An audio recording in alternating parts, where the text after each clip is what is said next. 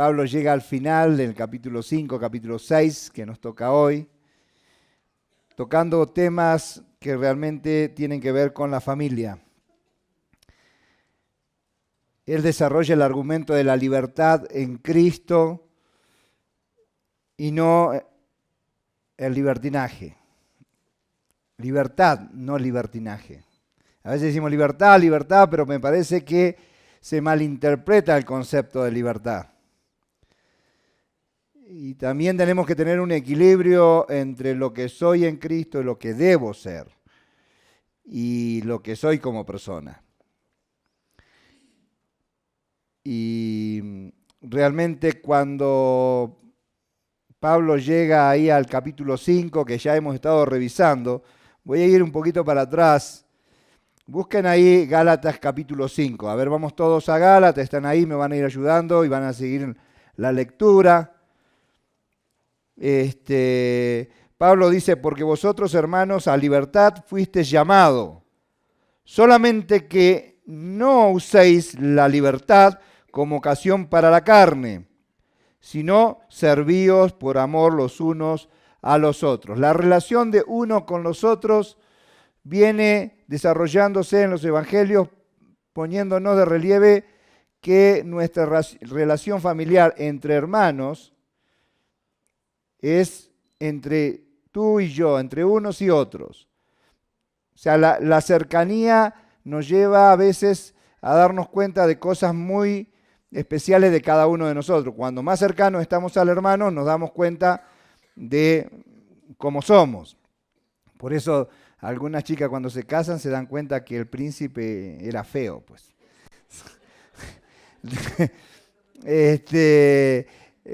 O la princesa se despeinó y dijiste, ¿con quién me casé? Todos los pelos se le pararon así, lo vio. Entonces, broma aparte, pero a los que tenemos más cerca, a veces son a los que empezamos a verle la hilacha. Y en realidad, Pablo está diciendo, hermanos, la libertad en Cristo permite una vida de espiritual renovada, una mente renovada. Somos nuevos en el Señor. Comenzamos a caminar en un camino totalmente nuevo. No hay un mejor ejemplo que el concepto de nacer de nuevo. O sea, es algo totalmente distinto a lo que estábamos haciendo, porque la presencia de Dios mora en el creyente. Y Pablo le está hablando a los Gálatas, una iglesia, a los creyentes. Y muchas veces, a veces se nos hace difícil porque vos decís, bueno, o sea, yo no sé, Dios sabrá si es creyente o no es creyente, pero sí podemos saber algunas cosas. Y esto es lo que demanda la vida cristiana o el concepto de ética cristiana. Una dimensión de entrega del creyente, de dar al otro, de entrega al prójimo.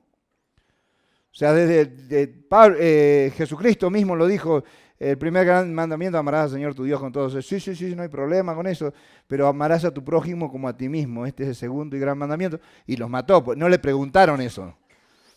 Pero eso demostraba de que realmente vos tenías una relación con Dios real. Lo otro era simplemente religión. Y muchas veces nos encontramos en nuestra iglesia evangélica practicando religión evangélica. O sea, cumpliendo con ciertas prerrogativas, normativas y círculo de venir vez tras vez, congregarnos, etcétera, etcétera. Hacer ciertas cosas que decimos, bueno, medianamente yo estoy bien, espiritualmente estoy bien. Así que el vivir en la fe en Cristo Jesús nos hace totalmente diferentes y cumple las normativas de la ley. El vivir en la fe en Cristo Jesús, siempre repito y enfatizo, puestos en Cristo Jesús.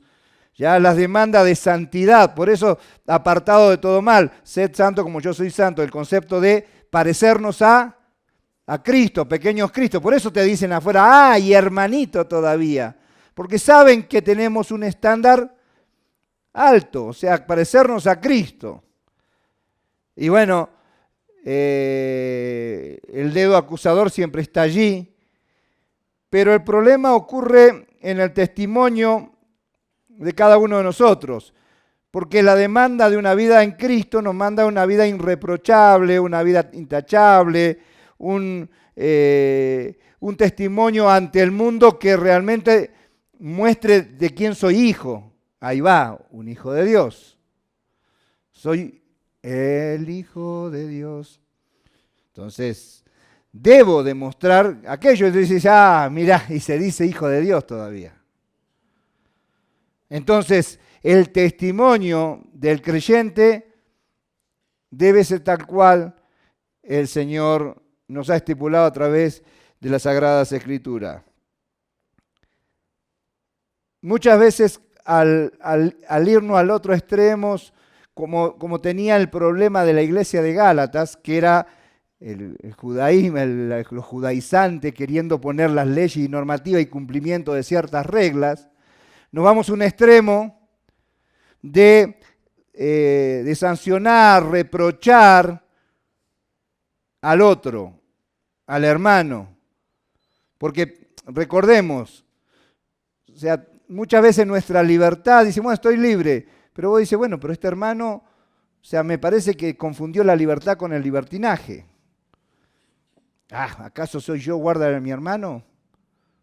Dijo en Génesis, ya empezamos con eso. Sí, sos guarda de tu hermano. Sí, debemos cuidarnos unos a otros. Cuando Pablo en el capítulo 6 empieza a trabajar, que es el que tenemos que entrar a trabajar hoy en día, nos está hablando de el caído o la caída, y está hablando de un creyente, de un hermano en Cristo. Entonces la realidad del pecado en el creyente está presente, y eso es lo difícil y de que no se quiere hablar. Y eso es lo difícil que nos cuesta tratar entre nosotros. Y es lo difícil tener yo que aceptar que necesito ser guiado, necesito ser restaurado, necesito ser marcado en aquellas cosas que no es la voluntad de Dios. Entonces, ahí podemos ver la gloriosa actividad de restauración. La restauración de aquel que ha incurrido en una transgresión de la voluntad de Dios. ¿Cómo se llama eso? Pecado. Nos cuesta hasta aún decirlo. Muchas veces yo lo veo que alivianamos, y en la iglesia evangélica se está popularizando el error. Cualquiera puede cometer un error. Y nos llevamos por cosas populares como, soy hombre. Hombre soy, es cierto. No vas a ser perfecto, pero no es una excusa para el creyente. Porque el hombre natural no tiene la ayuda del Señor, del Espíritu Santo, morando en su vida. Y si tú tienes problemas con el pecado, te digo que hay una solución. Y esa solución vino hace más de 2000 años, caminó entre nosotros, demostró que Él era Dios, fue a la cruz del Calvario, pagó el precio que debía pagar por el pecado y te regaló la libertad. Y hoy dice, todo aquel que cree en mí, aunque esté muerto, vivirá. O sea, el que quiere ser libre, crea en mí y será libre. El peso que te asedia del pecado puede ser liberado creyendo en Jesucristo. ¿Has puesto tu confianza en Jesucristo? Es la oportunidad. Si no te digo, vas a entender a medias lo que Pablo le está diciendo a los Gálatas en el capítulo 6, el versículo 1. Vamos a ver la primera responsabilidad como creyente que tenemos en relación a los hermanos. Gálatas capítulo 6, versículo 1. Hermanos, y empieza, bueno, después vamos a desarrollar. Si alguno fuese sorprendido en alguna falta, vosotros que sois espirituales, restauradle con espíritu de mansedumbre, considerándote a ti mismo, no sea que tú también seas tentado, y sigue avanzando sobre llevar la carga los unos de los otros. Vamos a ver, si me puedo pasar al versículo 2, 3 y 4 y seguir sigo. Pero arranquemos con la primera palabra, dice hermanos. No dice yo, apóstol Pablo, apóstol de Jesucristo, no dice en ese sentido. Se dice hermano, parte de la familia de Dios, parte de la relación espiritual que tenemos unos con otros. Padres, hijos del mismo Padre. ¿Quién? Nuestro Señor Jesús. Entonces, por lo tanto, nos decimos hermano y hermanito. Bueno, ahí viene la relación. Por eso nos decimos hermana, hermano, porque tenemos un mismo Padre. ¿Quién es? El Señor Jesucristo. Entonces, estamos hablando de una relación espiritual, de una familia espiritual en el cual cada uno de nosotros tenemos una responsabilidad. En lo que se llama la iglesia, el cuerpo vivo, cuando el cuerpo se resiente, toda la iglesia se resiente, o sea, la congregación se resiente. Todos aquellos, los hermanos se duelen, se gozan con lo que se goza, se duelen con lo que se duelen. Y en este caso, tenemos el problema en nuestras manos, en relación con el hermano, unos con otros, la relación entre la familia del Señor. A veces parece que en la familia se puede tratar las cosas mejor, pero es más complicado, ¿saben? Me ha tocado ir a arreglar los problemas entre matrimonio, en familias.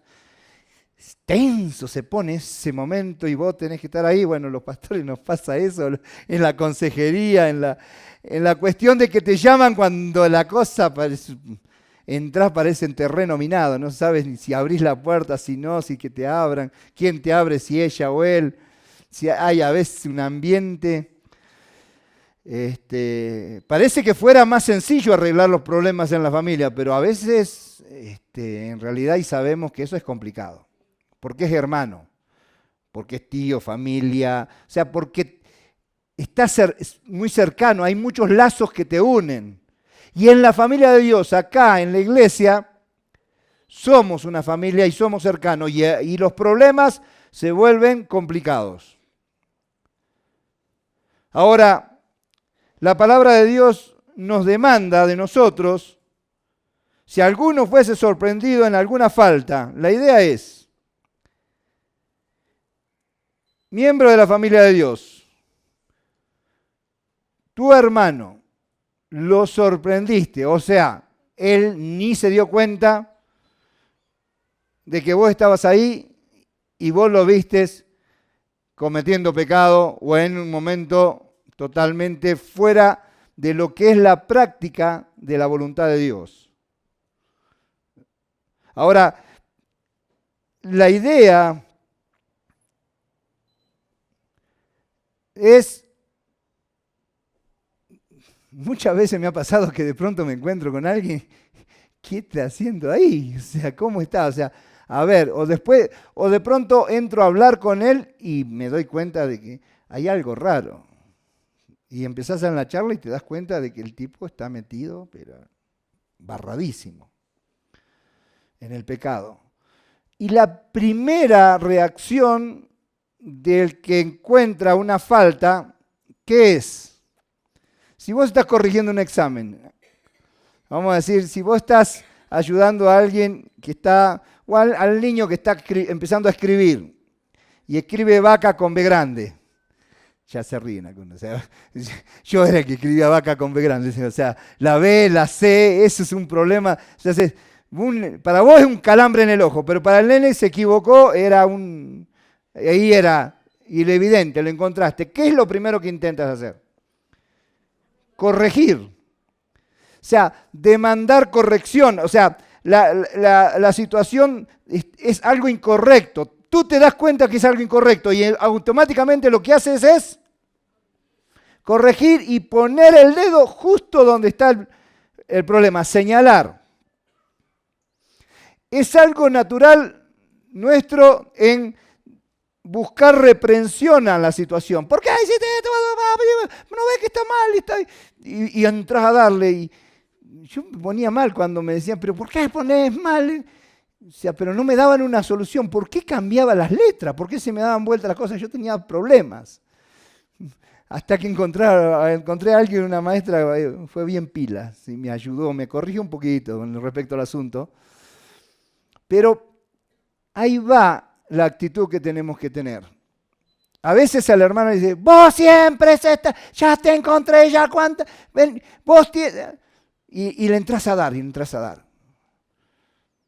Mucho de los hermanos de las iglesias evangélicas se van, a veces se van a otra iglesia, porque lo mal corrigieron en otra iglesia. O algunos no quieren ser corregidos. O sea, pero en Navidad, en la familia te vas a encontrar. Por eso hay que arreglar los asuntos. Hay que procurar sentarse y decir, esto tenemos que arreglarlo en familia. Esto que es entre hermanos, tenemos que trabajarlo. O por el otro lado, la exhortación tiene que ver con el poner de manifiesto aquello que no está bien y considerar al otro creyente dónde se perdió, dónde perdió el mapa, porque es un creyente. En algún momento él tenía una relación adecuada con el Señor, hacía su voluntad, es un hermano. Ahora lo encontramos en una falta, en un pecado. Y cuando nos ponemos a analizar esto, Pablo hace alguna salvedad y me encanta porque es muy, muy sutil. Cuando me dice, sí, fíjate en el versículo, dice, ¿ya? Si en caso fuera sorprendido. Te voy a poner un caso hipotético, dice Pablo. Si en alguna situación, si por estas cosas que pueden suceder, por supuesto que sí ocurren, sí pasan en nuestra iglesia, sí pasa en nuestro diario vivir, sí en nuestra relación realmente los hechos de faltas ocurren en el creyente. Y la falta el Señor la llama, la falta de la voluntad de Dios, el Señor la llama pecado. Y el pecado te impide una relación con Dios. Ahora, Pablo está dirigiéndose a un grupo realmente problemático, porque el grupo era muy, pero muy influenciado por los judaizantes. ¿Qué era lo que hacían los judaizantes? Bueno, el cumplimiento de las reglas, de las leyes, tenés que hacer así, así, así. Y cuando lo encontraban al otro comiendo algo que no debía comer porque tenían que seguir estas reglas, le daban y de pronto no se sentaban a comer con este porque este ya está sucio y no, ni siquiera, entonces se empezaban a separar, a hacer excepción. El que cumplía la ley estaba acá. Y como es Santiago, decía, bueno, a veces viene uno que es rico, suponete, hacían excepción de personas, porque el rico debe ser bendecido, debe tener bendición, debe estar en bendición. Entonces, venga por acá, don bendecido. Entonces, lo ponían y lo acomodaban en el mejor lugar, y al otro decía, sucio, mugriento, andate para allá, correte de ahí. Entonces, había problemas, y es muy posible que cualquier falta cometida por alguno era darle con todo, señalarlo, realmente reprenderlo de tal manera que en vez de sanar o en vez de restaurar, lo herían y lo separaban. Muchas veces entendemos hacer lo mismo nosotros. En realidad, el mundo está perdido y Pablo decía, las prácticas del mundo realmente son terribles y a veces vemos llegar a la iglesia a buscar solución de la vida o te encuentras con alguien y le hablas del Señor y realmente es triste como Satanás ha destruido su familia, ha destruido su vida, ha destruido todo su entorno. Y hay gente que realmente está en el pozo de la desesperación y tenemos la solución. Jesucristo. Ahora hay que caminar en la vida cristiana y eso nos debemos ayudar unos a otros. Unos a otros. Pablo se dirige aquí a este grupo y sigo en el versículo 1, no me salgo del versículo 1. Bueno, pero mira, si en alguna falta, ese concepto de en alguna falta o caída, no dice si el pecado era grande o pequeño. O sea, no hay pecado grande o pequeño para Dios. Todo pecado es pecado, es un vómito para Dios, es una náusea, bla. O sea, no podemos hacer convivir a Dios con el pecado. O sea, no puede decir, bueno, es un pecadito, es un pecadillo, qué pecadazo te mandaste. O sea, si tuvieses pecado un poquito más chiquito, pecado más chiquito. Nosotros ponemos, somos de acomodar las cosas. La ley determina que este pecado es gravísimo. Con premeditación y alevosía lo hiciste, hermano. Y entramos en esta categorización de los pecados, que Dios no lo hace. Pecado es pecado para el Señor y lo encierra todo en pecado. Y es posible, si nos vamos para atrás, que es este hombre que es sorprendido, porque dice, lo sorprendiste, o sea, lo agarraste con la mano en la masa. O en un momento dado dices, ya la cosa como el pecado no puede quedar oculto, se desbordó todo eso y se armó el lío y vos estabas ahí, estoy viendo que se está desbordando la olla del pecado y vos decís, apago la hornilla y le decís, ¿qué está pasando? ¿Qué está pasando? Y el otro no le quedó otra decir, no te das cuenta de lo que está pasando, estoy pecando pero un chancho. Y qué triste, la verdad que es triste encontrar a un hermano en una situación de esas. Y te empezás a doler, no sabes qué hacer, te llorás con él, te pones a llorar. Y tenés que empezar a buscar en la palabra de Dios. Mira lo que pasó en Gálatas capítulo 5, versículo 19 antes, 19 y 21. Y dice, las manifestaciones de las obras de la carne son adulterio, fornicación, inmundicia, lascivia, versículo 20. ¿Qué más? Idolatría, hechicería, enemistades, pleitos, celos, ira. ¿Viste que siempre queremos una lista? Bueno, acá tenés una lista. Contiendas, peleas. Enemistades, herejía, envidia, homicidio, borrachera, orgía, etcétera, semejantes cosas acerca de las cuales os amonesto, dice. Bueno, o sea, si vos querés una lista, bueno, ahí tenés una lista. La vida en la carne. Ahora, ocurre que mi relación con el hermano a veces tiende a depender de decir, bueno, señalar aquello que está mal, pim, pum, y ahí nos queda. Pero hay una responsabilidad personal. En segundo lugar, mi responsabilidad es mi relación personal con Dios. ¿Por qué? Porque el versículo sigue diciendo algo muy interesante, que dice, vosotros, ¿cómo dice? Vosotros los que sois, estoy tratando de que ustedes los digan porque les cuesta. Vosotros que sois espirituales, a ver, nosotros los que somos espirituales, entonces vos te dices, uy, ¿a dónde me pongo? Si me pongo del otro lado soy el mugriento, si me pongo del lado de los espirituales soy el santito del grupo, o sea, ¿cómo es la cosa? Pero me parece interesante porque en el versículo 16 del capítulo 5 dice, digo pues, andad en el espíritu y no satisfagáis los deseos de la carne. O sea, ¿cómo debe andar el creyente? En el espíritu. El versículo 25 dice, si vivimos por el espíritu, andemos también por el espíritu. ¿Me están siguiendo ahí? ¿Bien? O sea, entonces, por lo tanto, nosotros tenemos que vivir por el espíritu. Entonces, nosotros tenemos que transitar en el Espíritu. Los que se dejan conducir por el Espíritu Santo de Dios. Se dejan el soplo, o sea, la guía del Espíritu Santo. Es la vela llevada como el barco que es impulsado por el Espíritu Santo, constantemente siendo llevados por Dios hacia la madurez espiritual, hacia ver, y aquellos que son espirituales están en relación personal y estrecha con Dios y estrecha con la palabra de Dios escrita, que es su palabra.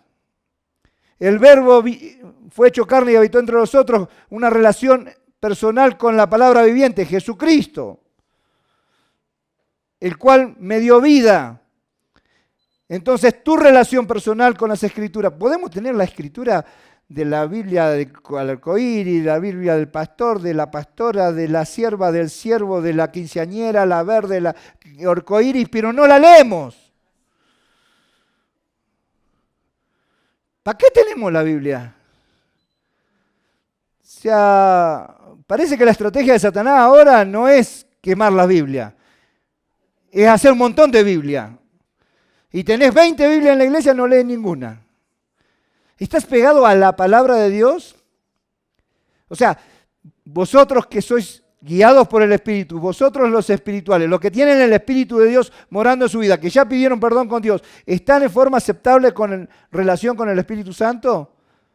Hablándole Él, corrigiendo, dando, vamos a decir, confesando, decir lo mismo que Dios dice con respecto a algo y arreglando su vida y decir, Señor, no. Porque ¿sabes qué? Si no, ahí viene la intervención de otro hermano que de pronto es espiritual y Dios lo pone. ¿Sabes qué?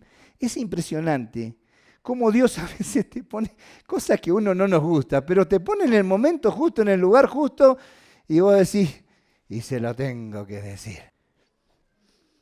Hermano, hermana, le está cerrando acá. Lo poco o muchos que sabes de las Sagradas Escrituras lo aplicas a tu vida y lo puedes aplicar a los demás. Se llama discipulado, enseñarle al otro, al débil espiritual, la manifestación del fruto del Espíritu, versículo 22, más arriba. Más el fruto del Espíritu es gozo, amor, paciencia, benignidad, bondad, fe. Versículo 23, mansedumbre, porque dice que tenemos que restaurar con mansedumbre. Después voy a volver sobre eso. La lista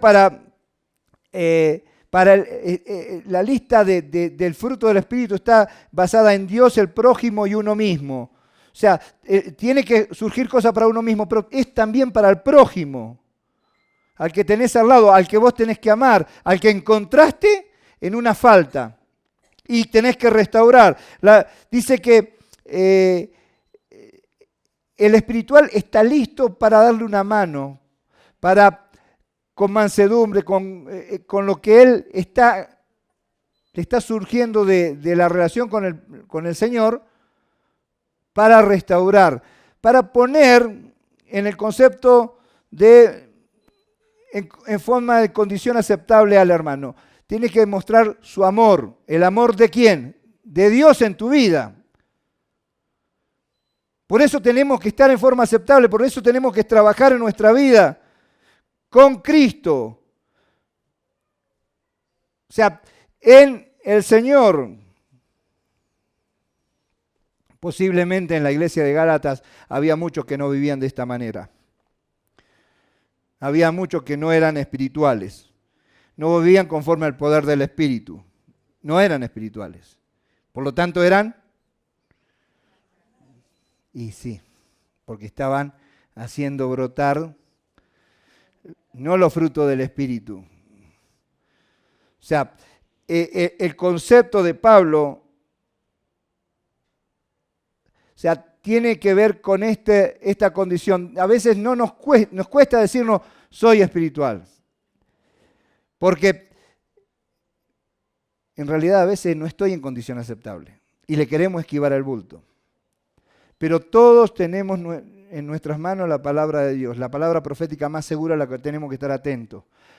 Él habla, es la palabra de Dios, por lo tanto ella penetra hasta partir el alma, los tuétanos, la coyuntura, discierne hasta los pensamientos. Y vos tenés que acercarte a la palabra de Dios y con la palabra de Dios decir, hermano, mira, es impresionante, a veces salen los versículos cuando estamos en una situación así y se me viene tal versículo. Mira, el Señor puso este versículo, vamos a leerlo juntos y vamos por acá. Vas a tener que acompañarlo. Vas a tener que...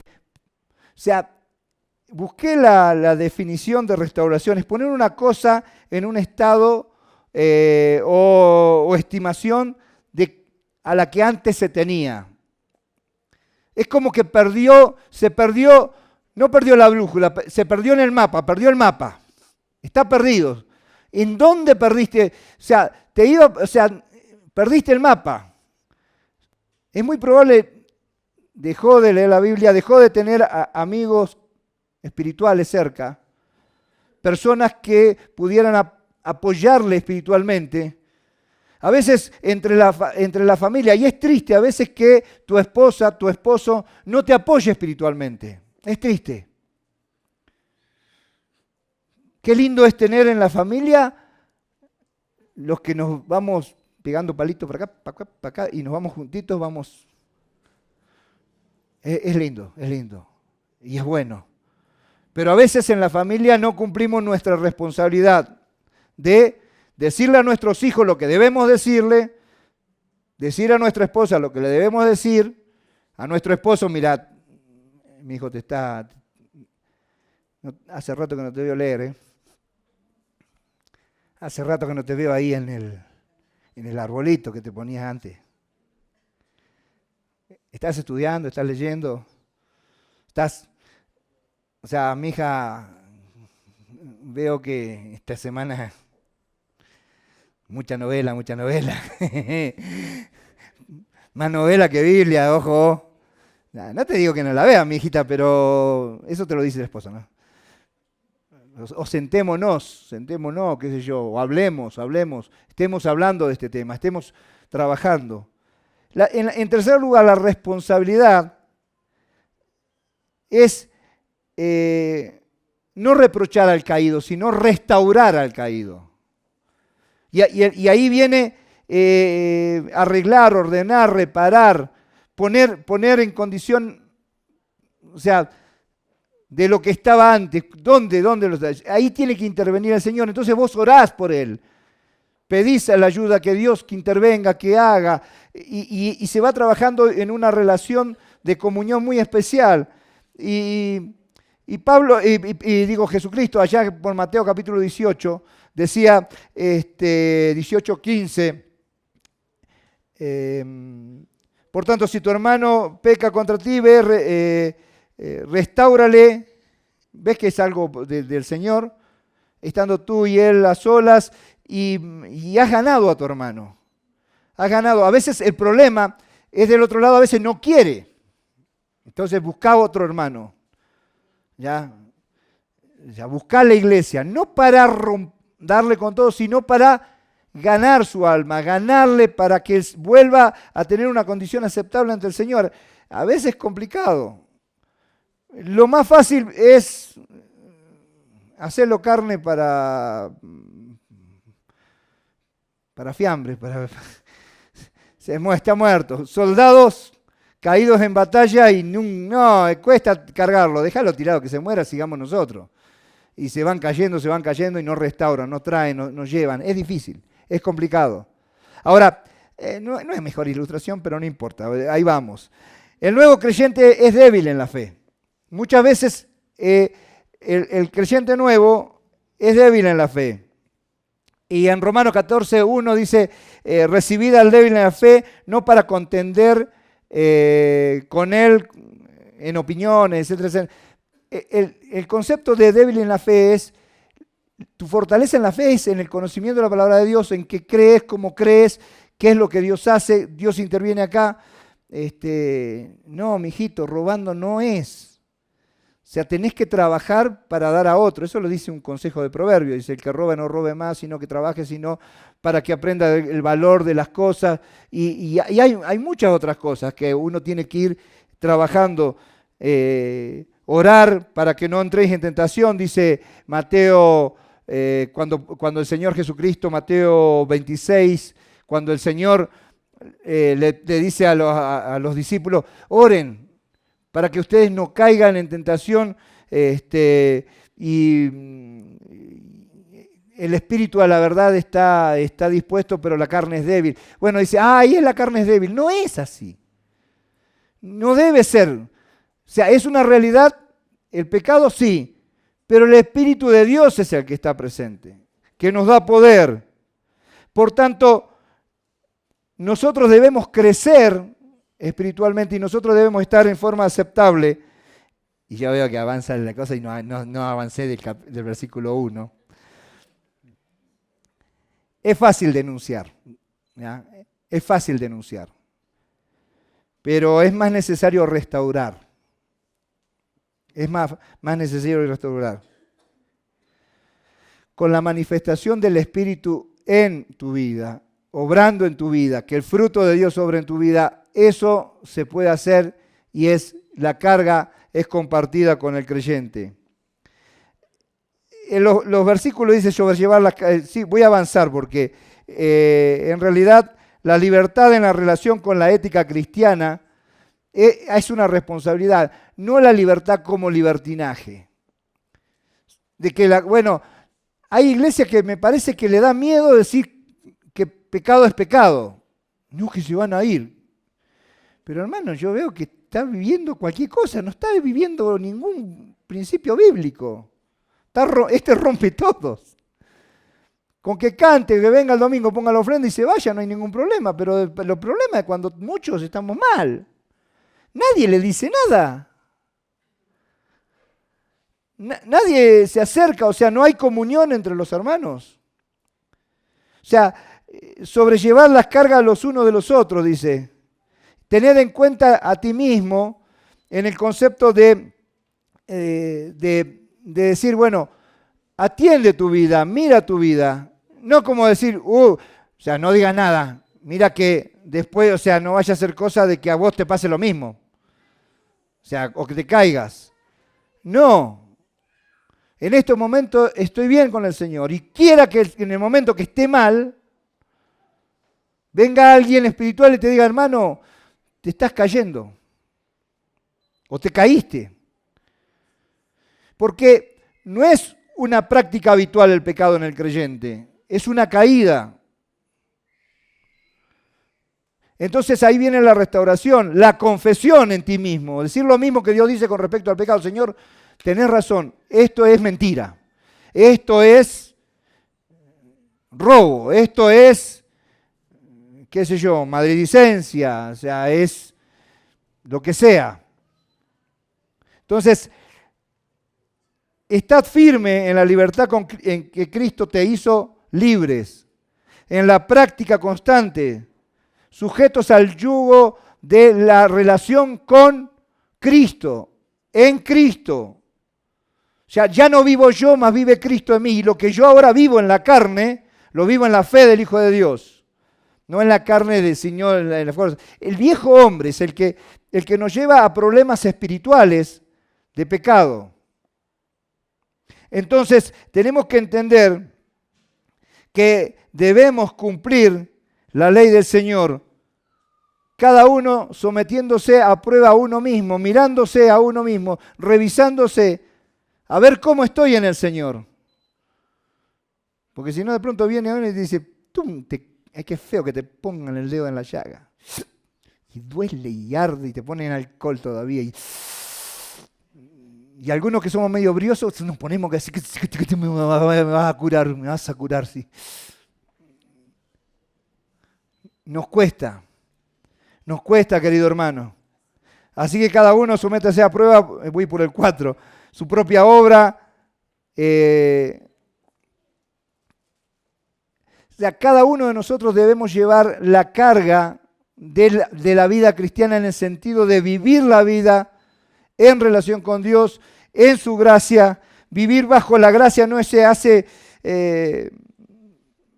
así de gana, viene, plup, ay, vivo en gracia, plup, plup, plup.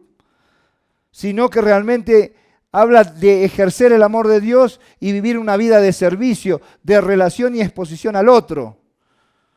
Entonces, o sea, yo pongo muchas veces el matrimonio por el concepto de lo que es la relación muy cercana. O sea, es más, también dice que la iglesia es la esposa del Señor y qué sé yo qué, pero se toma esto porque en realidad vos te querés casar y cuando te casás te das cuenta que es complicado. Es complicado. O sea, caminar dos juntos, de acuerdo, es complicado. Tenés que hacer, es un ritmo, porque yo, eso de andar de la manito y todo lo demás era complicado, porque yo me mandaba a la calle y ¡ping! Sentía que la mano se quedaba atrás. No, te va a matar un carro, pero sí hay espacio. No, la otra, el cálculo que hacía la que va de mano, la Babi no quería cruzar. Y yo quería mandarme entre pasar. Pero el problema es que ella se quedaba atrás, entonces iba a matar a la novia, no puede ser. Entonces tuvimos que aprender a andar de la mano. O sea, el concepto de vivir en gracia, vivir bajo la gracia, no es hacer caso omiso al que está al lado, el concepto de vivir cada día con la responsabilidad de hablarle al otro y de llevar el mensaje al otro. Yo sé que debo ir cerrando, pero bueno, Pablo está añadiendo la labor que hace el pastor, que realmente está dando, y por favor tengan en cuenta esto, a veces no se nota de que el pastorado a veces se lo toma, tiene que enseñar, tiene que estar, y a veces no se anda divulgando las veces que va a buscar la oveja perdida, la carga toda sucia, llorosa y mugrienta con las espinas y te pican las espinas vos. Venís llorando con la oveja, la ponés de vuelta en el redil y vuelve a irse, se viene la otra. No os engañéis, el versículo 7. Dios no puede ser burlado, pues todo lo que el hombre siembra, esto también segará. El concepto de la siembra y la siega a la siembra, ¿no? No le pidas peras al olmo, tengo escrito al lado de mi Biblia acá. O sea, no da un montón de otras cosas, no sale. Bueno, no le pidas, qué sé yo, aguacate al árbol de mandarina. Lo que siembras, eso es. O sea, pero el que siembra para la carne, el versículo 8, la carne segará, corrupción, o sea, siembra y demanda. Si estás metido en la chanchada o estás acercándote a aquello, no, por favor. Terminarás como esa lista. A veces la mira se mueve 1 milímetro acá, pero allá es 2 metros. Le erraste, pero al blanco, pero feísimo. Porque te moviste acá poquito. Una persona estaba teniendo unas prácticas medias raras, pero dentro de la casa, solo mi esposa sabe de aquello. Terminó saliendo en todos los periódicos y pegándose un tiro. En realidad no se alejó un poquito, se alejó un montonazo. Que no sea público no significa que esté mal. O sea, ¿con qué me tengo que comparar? Con la palabra de Dios. El que siembra corrupción, mas el que siembra para el Espíritu segará vida eterna. Los espirituales, los que se siguen por el Espíritu, que está con el Espíritu, gozo, paz, el fruto del Espíritu, que está en la palabra.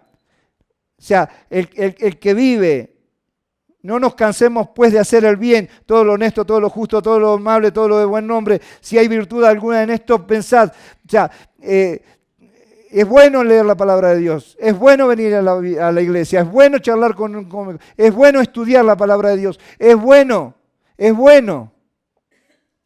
No te canses de hacer el bien, porque a su tiempo segaremos si no desmayamos. ¿Qué vamos a segar? Lo que sembramos. La vida cristiana no es llegué al Señor y viva la patria.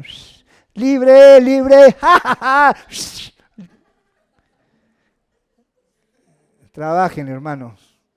Sirvan al Señor, lean la Biblia, busquen al Señor, conversen unos con otros, oren uno por otro, levántese a la mañana, vaya, visítelo, vea, haga. O sea, no sé lo que el Señor te pidió, a ti quisieras.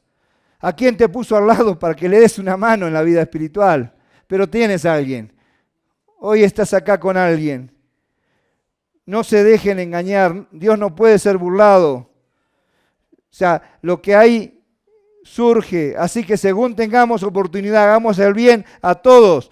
Y mayormente a los de la familia de la fe. Mayormente a los de la familia.